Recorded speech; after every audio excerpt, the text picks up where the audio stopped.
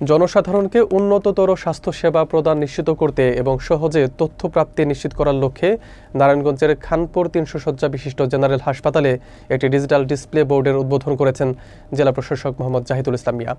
এ সময় তিনি উন্নত চিকিৎসার জন্য রোগীকে অন্য কোথাও রেফার করার ক্ষেত্রে হয়রানি না করতে হুঁশিয়ারি দেন। বিস্তারিত থাকছে এস.এম. জহিরুল ইসলাম বিদ্যুতের প্রতিবেদনে। বৃহস্পতিবার দুপুরে নারায়ণগঞ্জ খানপুর ৩০০ শয্যা বিশিষ্ট জেনারেল হাসপাতালে ডিজিটাল ডিসপ্লে বোর্ডের উদ্বোধন করেন জেলা প্রশাসক মোহাম্মদ জাহিদুল ইসলাম মিয়া। উদ্বোধনের সময় তিনি বলেন, জনসাধারণকে উন্নততর স্বাস্থ্যসেবা প্রদান নিশ্চিত করতে নারায়ণগঞ্জ জেলা প্রশাসন ও স্বাস্থ্য দপ্তর কাজ করছে। তিনি আরও বলেন, স্বাস্থ্যসেবা ও তথ্য নিশ্চিত করতে স্বাস্থ্য খাতের সক্ষমতা বৃদ্ধি, সঠিক সমন্বয় ও স্বচ্ছতা জরুরি এবং জনগণের জন্য সহজে তথ্য প্রাপ্তি নিশ্চিত করতে হবে। জেলা প্রশাসক জানান, উন্নত চিকিৎসার জন্য রোগীকে অন্য কোনো হাসপাতালে বা বিশেষজ্ঞ ডাক্তারের কাছে রেফার করার ক্ষেত্রে হয়রানি এড়াতে হবে। রেফার করার সময় রোগীর সম্পূর্ণ তথ্য যেমন নাম, বয়স, ঠিকানা, রোগের ইতিহাস, পূর্বের চিকিৎসা এবং বর্তমান অবস্থার বিস্তারিত বিবরণ ভালোভাবে নথিভুক্ত করতে হবে। তিনি নির্দেশনা দেন, রোগীকে এমন একটি স্থানে রেফার করতে হবে যেখানে সঠিক ও উন্নত মানের সেবা পাওয়া যায় এবং প্রয়োজনে নির্দিষ্ট বিভাগ ও বিশেষজ্ঞের নাম উল্লেখ করা উচিত। তিনি আরও বলেন, রেফারেল প্রক্রিয়ার জন্য একটি আনুষ্ঠানিক পত্র বা ব্যবস্থা থাকা প্রয়োজন, যা রোগীকে হয়রানি ও অনাকাঙ্ক্ষিত পরিস্থিতি থেকে রক্ষা করতে পারবে। তিনি আরও উল্লেখ করেন, খানপুর ৩০০ শয্যা বিশিষ্ট জেনারেল হাসপাতালে স্থাপিত এই ডিজিটাল ডিসপ্লে বোর্ডটি সারা দেশের মধ্যে এই প্রথম স্থাপন করা হয়েছে। এর মাধ্যমে হাসপাতালের চিত্র সর্বসাধারণের দৃষ্টিগোচর হবে।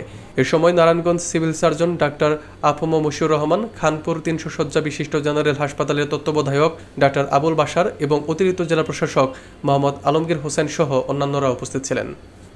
আপনারা জানেন, ইতিমধ্যে এই খানপুর হসপিটাল সেটি কিন্তু নতুন ভবনে স্থানান্তর করা হয়েছে।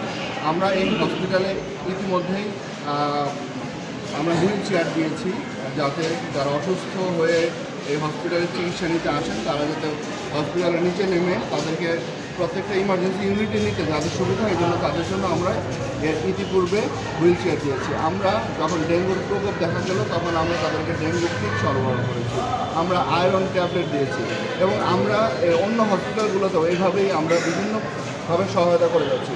আমরা চাই এই জেলার নাগরিকরা এই হসপিটালে আসবে এবং তারা তাদের কাঙ্ক্ষিত সেবা এখান থেকে নিশ্চিত করবে।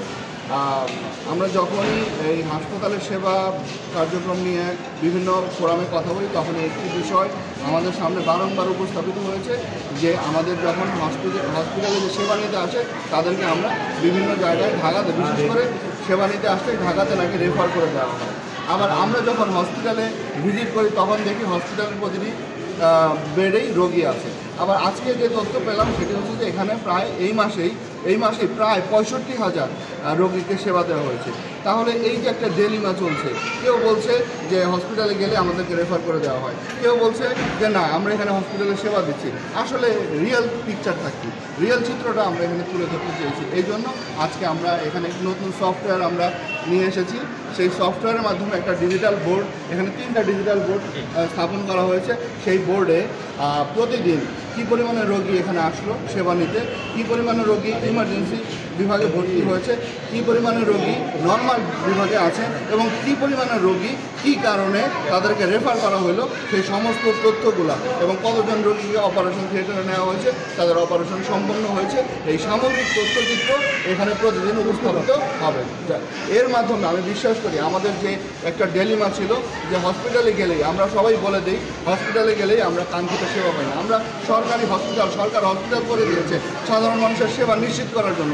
সেখানে মানুষ আসবে, তাদের সেবা নেবে, আমরা বিভিন্নভাবে তাদেরকে সাপোর্ট দিয়ে যাচ্ছি। কিন্তু আমরা প্রত্যাশা করি জনগণদের সেবার জন্য হসপিটালগুলোকে স্থাপন করা হয়েছে তারা সেই সেবা পাবে।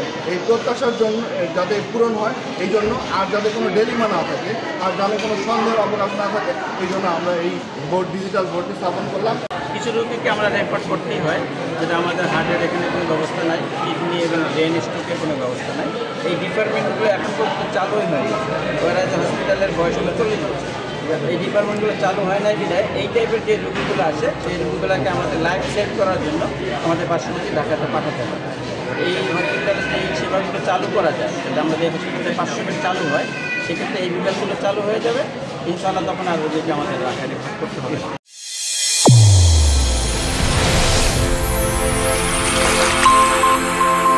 চ্যানেল A1 হৃদয়ের স্পন্দন।